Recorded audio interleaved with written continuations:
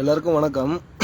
கடலூரில் வானமாதேவி, கொடுக்கம்பாளையம், மலையடிக்குப்பம், தெத்தங்குப்பம் போன்ற இடத்துல நம்ம கடலூர் நிர்வாகம் லேண்டை ஆக்குப்பை பண்ணுறாங்க, நிலத்தை அபகரிக்கிறாங்க. அங்கே பூர்வக்குடிகளாக வாழ்ந்த மக்களோட இடத்த எடுக்கிறாங்க. கேட்டாங்கன்னா அங்கே ஒரு தோல் தொழிற்சாலை ஆரம்பிக்க போகிறதா சொல்கிறாங்க. தமிழ்நாட்டிலே அதாவது குடிநீர் சுவையாக இருக்கிற இடம் பார்த்திங்கன்னா ரெண்டே இடம். ஒன்று சிறுவாணி நீர், கோயம்புத்தூரில் இருக்கிற சிறுவாணி நீர். இன்னொன்று நம்ம கேப்பர்மலை நீர்.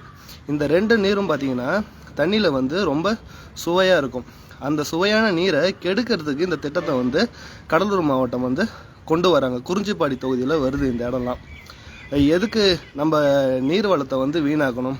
இதேமாரி தான் ராணிப்பேட்டை மாவட்டத்தில் அந்த இடத்த தோல் தொழிற்சாலை ஆரம்பித்து, ஆம்பர்கிட்ட தோல் தொழிற்சாலை ஆரம்பித்து ஃபுல்லாக அந்த இடமே கெட்டி நாஸ்தியாகி போய் கிடக்குது. அதே நிலைமை கடலூருக்கு வரணுமா?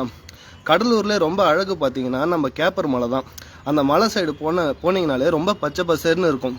உள்ளே போனீங்கனாலே கரும்பு தோப்பு இருக்கும், பனிக்கரும்பு இருக்கும், அதுக்கப்புறம் நம்மளுக்கு முந்திரி தோப்பு இருக்கும், தென்னை மரங்கள் இருக்கும், மஞ்சள் இருக்கும், வாழை இருக்கும். பார்க்கவே ரொம்ப அழகாக இருக்கும். உள்ளே போனாலே ஏதோ ஊட்டி உள்ளே போகிற மாதிரியே ஒரு ஃபீல் தரும். கடலூரில் இப்படிப்பட்ட இடமான்ற மாதிரியே நம்மளுக்கு தரும். அப்படிப்பட்ட இடத்துல நம்மளுக்கு தொழிற்சாலை தேவையா? ஏன் வேறு இடமே உங்களுக்கு கிடைக்கலையா? ஏன் கடலூர் மாவட்டத்தில் வேறு இடமே உங்களுக்கு கிடைக்கவே இல்லையா?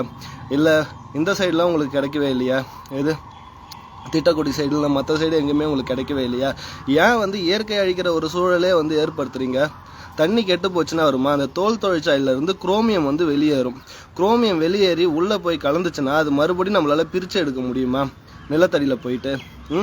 அதிகாரிங்க என்ன உள்ளூர் அதிகாரிங்களா வெளியூர் அதிகாரிங்களா? ஃபஸ்ட்டு நீங்கள் என்ன தமிழ்நாட்டிலேருந்து தான் வரீங்களா, இல்லை உங்களை வடநாட்டிலேருந்து உள்ளே போட்டுடுறாங்களா? ஆலோசிக்க மாட்டிங்களா? மலையை வீணாக்கிட்டா முடிஞ்சு போச்சு. அங்கே பாதி மலையை காண, எல்லாம் நோண்டி எடுத்துட்டீங்க. ஃபுல்லாக பார்த்தா ஏதோ மொட்டை அடித்த மாரி இருக்குது அந்த மலை சைடு பார்த்தாலே. இப்போ மறுபடியும் இந்த இழிவில் ஈடுபடுத்திங்கன்னா கடலூர் மாவட்டத்தை எப்படி மீட் எடுக்கிறது? நெய்வேலி மூலயமா நிலக்கரி மூலியமாக அழிச்சிட்டிங்க.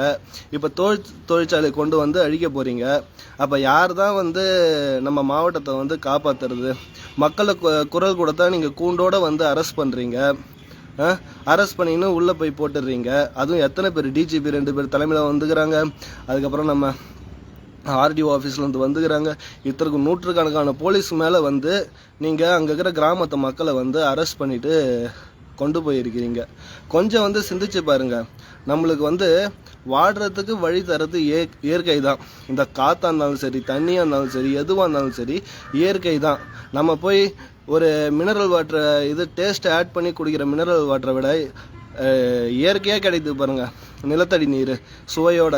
அது மறுபடியும் கிடைக்கிறது ரொம்ப கஷ்டம். வீண் அடிச்சிடாது. இந்த மாரிலாம் நம்ம குழந்தைங்களுக்கு எடுத்து சொல்லணும். இங்கே பாடுறா, சிறுவாணி நீர் மாரி கேப்பர் மலை நீர்ரா, நல்ல டேஸ்ட்டாக இருக்கும், இது குடிச்சு பாரு, உடம்புக்கு அவ்வளோ ஹெல்த்து, நல்ல நன்மைகள் பண்ணணும்னு நீங்கள் எடுத்து சொல்லணும். எடுத்து சொல்கிற அளவுக்கு நீங்கள் கடலூர் மாவட்டத்தை விட்டு கொடுத்துட்டு போகணும்.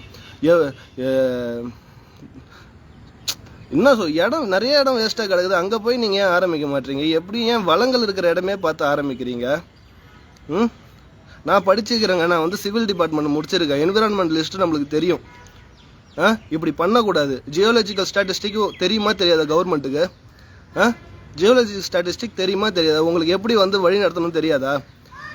இப்போ நம்ம பண்ணுறோம், ஒரு நிர்வாகம் பண்ணுறோம், கல்லூரி இது இருக்குது, பூமி உருண்டை இருக்குது. அந்த எந்தெந்த இடத்துலலாம் நம்மளுக்கு இயற்கை பாதிக்கக்கூடாத அளவுக்கு நடந்துக்கணும்னு தெரியாது. அறிஞர் மூளை இருக்காதா? அதுலேருந்து வெளியேற குரோமியம் ஃபுல்லாக படந்துச்சுன்னா தண்ணி வீணாயிடும். வருங்காலத்து மக்கள் கொடுக்க முடியாது. சிப்காட்டை வச்சு வீணாக்கிட்டீங்க, என்எல்சி நிலக்கரை எடுத்து வீணாக்கிட்டீங்க. போதும்னு சொல்லியாச்சு. வீராண ஏரி வரைக்கும் நீங்கள் சேத்தியாத்தோப்பு வீராண ஏரி வரைக்கும் போகிறதுக்கு திட்டங்கள் போட்டு வச்சுக்கிறீங்க. ஏதோ போராட்டத்தால் ஏதோ நிறுத்தி வச்சுக்கிறீங்க. இப்போ எதுவும் எடுக்காமல் மக்கள் அதுக்கப்புறம் எங்கே தான் போவாங்க? ஏதோ சரி அரசு நிலம்னே வச்சிங்களா? அந்த இடத்துல ஆரம்பிக்கணும்னு அவசியம் கிடையாதுல்ல. இல்லை கோயில் அந்த இடத்த கட்ட போகிறீங்க, தொழிற்சாலை தானே கட்ட போகிறீங்க. அதுக்கு வேறு எதனா தரிசு நிலம் இல்லைனா வேஸ்ட்டாக கிடக்கிற லேண்டை போய் எடுத்துகிட்டு பண்ணலாம்ல. கொஞ்சமாச்சும் யோசிங்க, அதிகாரிங்க யோசிங்க. கொஞ்சம் இது அஞ்சறிவு ஜீவன் மாரி நடந்துக்காதீங்க. எந்த இடம் வேணுமோ அந்த இடத்த போய் நோண்டிக்கின்னு இருக்காதீங்க. கொஞ்சம் தெளிவாக யோசிச்சு ஜியோலஜிக்கல் ஸ்டாட்டிஸ்டிக் பாருங்கள்.